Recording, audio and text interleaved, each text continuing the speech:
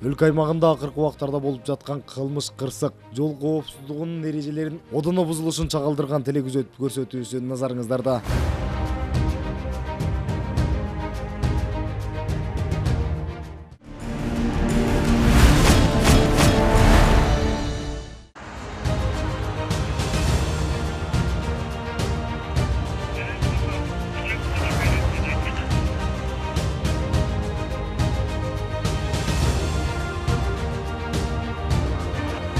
Бишкек шаарынын аймагында патрулдук милиция кызматкерлери менен биргеликте уюштурган рейдтик иш-чаранын алкагында бул күмүш түстөгү автоунаа жол белгилерине көңүл бурбастан кечки убакта тыюу салынган аймак менен бара жаткандыгы үчүн токтотулуп, айдоочуга тийиштүү айып кагазын толтуруп беришти.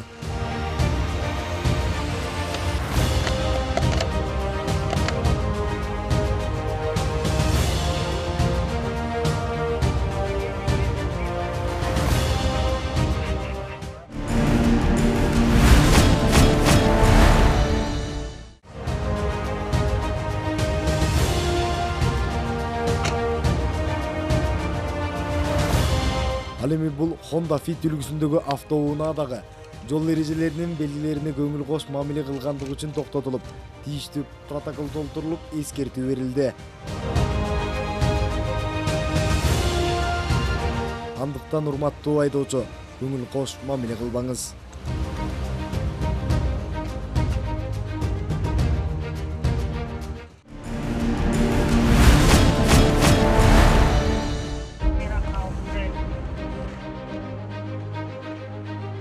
Ушул эле рейдтик иш-чаранын алкагында токтотулган Mercedes үлгүсүндөгү автоунаанын айдоочусунан тийиштүү документтерди талап кылган учурда айдоочулук күбөлүгү жана унаага тийиштүү документтери жок болуп чыкты. Ал учурда жол эрежесинин жобосуна ылайык унаа айып короосуна токтотулуусу зарыл.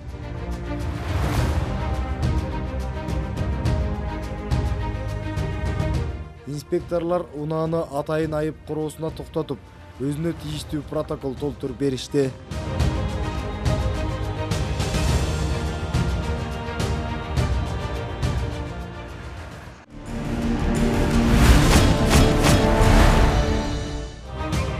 Болжол менен кечки саат 22:30 чамасында 102 кызматына билдирүү келип түшөт.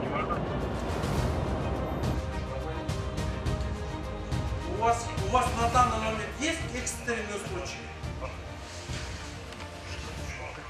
Я хочу вас узнать, если у вас есть случаи, которые более серьезные, чем мои, то езжайте туда. Айтылган дареке патрулдук милиция кызматкерлери барган учурда билдирүү калтырган жаран өзү мас абалында тосуп алды. Меня осматриваете. Мы смотрим Кто вас. вас вызвал? Меня послушайте внимательно. Нет, вы меня послушайте. Айтымында калаабыздагы тамактануучу жайлардын биринен тамактанып жатып, ашкананын кызматкерлери буйрутма кылган тамагын толук жеп бүт электе алып кетип калды деген өңүттө ойлору чачыранды болуп жатты. Бул жаран милиция кызматкерлеринин өзү чакырганын унутуп калдыбы? Айтор кызматкерлерге тийише баштады.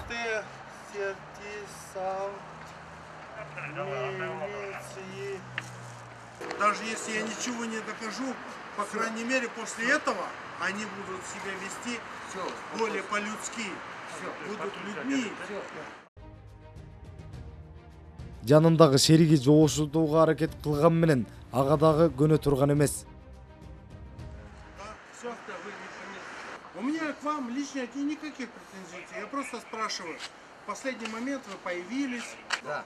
Сотрудников, самое главное, не оскорбляйте. Почему вы себя ведете? Жакынкы милиция бөлүмүнө алып баргыла, арыз жазам деп жатты. Кыязы кимге жазаарын деле билбейт окшойт.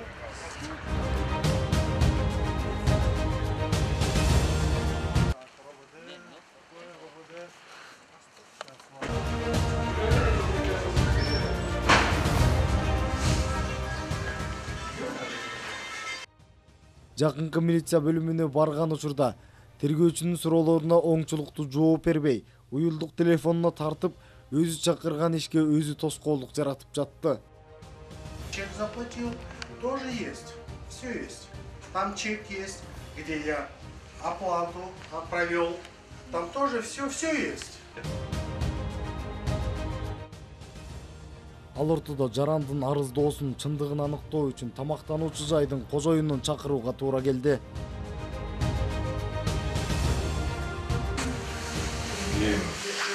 Убайбы келген 3 күн мурун, 3-4 күн мурун келип, ошо суши жеп кеткенде ошондо да мас болчу да. А бунусунда жана дос бала да бирөөсүнө келген да, ошол акырын алып келип катып беришти да. А мен эчке чыгып кеткем, булар да эчке деп айта албайт. Вы же лично его не знаете? Нет, вы знаете его. Я его тоже не знаю, вот я его впервые Сейчас сюда приедут юристы, и мы будем совсем по-другому разговаривать. Вы давайте Ребята, заявление. давайте будем серьезными, да? Давайте. Давайте будем серьезными. Нет, вы меня почему не слушаете? Я вам объясняю. Господин лейтенант, я вас прошу, вы знаете, кто сейчас со мной приехал сюда. Я кто его не знаю, я его является- впервые вижу. Вот. Вы его впервые видите. Да. Но человек, который на данный момент является со мной сюда, вы его прекрасно знаете, вы Нет, можете я- узнать об этом. Я-то ладно, но вы-то не знаете его, правильно? Господин лейтенант, просто выслушайте меня. У меня нету абсолютно времени, чтобы находиться здесь, поэтому я вас прошу, уважаемый лейтенант, расследовать мое дело в срочном порядке, потому что я тороплюсь домой. Консилиум пусть приезжает. Да, Вот ваше заявление, пожалуйста, заполните ваше заявление. да. Прошу вас, пожалуйста. Мындан аркы окуянын чоо жайын тергөө амалдары аныктайт. Вот здесь вот.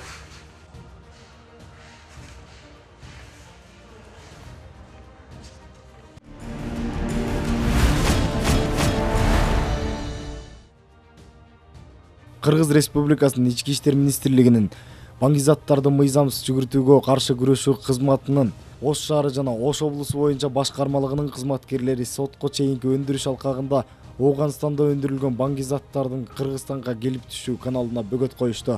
Атайын тергөө аракеттерин өткөрүү боюнча Баткен-Исфана жолуна D-нексия үлгүсүндө унаа токтотулган. Аталган унаага тинтүү жүргүзүүдө арткы отургучунан Ооганстанда өндүрүлгөн жалпы салмагы 2 килограммды түзгөн 2 таңгак гаш чарс баңгизаты табылган. Бул ишке маанилүү болгон далилдерди жок кылуу коркунучу бар болгонуна байланыштуу ошол эле күнү Лейлек районунун Арка айылында кармалган жарандын үйүн тинтүүгө алган учурда короосундагы кум үймөгүндө көмүлүп жаткан 3 таңгак гаш чарс баңгизаты табылып алынган. Табылган гаш баңгизатынын жалпы салмагы 5 килограммды түздү. Кармалган жаран Ош шаарындагы номер 5 тергөө абагына киргизилди. Азыркы учурда бул баңги кылмышына тиешелүү жактарды аныктоо боюнча атайын тергөө аракеттери жүргүзүлүүдө. Ички иштер министрлигинин баңгизаттарды мыйзамсыз жүгүртүүгө каршы күрөшүү кызматынын кызматкерлери тарабынан республика боюнча буга окшогон фактыларды аныктоо боюнча тиешелүү иш-чаралар дайыма өткөрүлүп турат.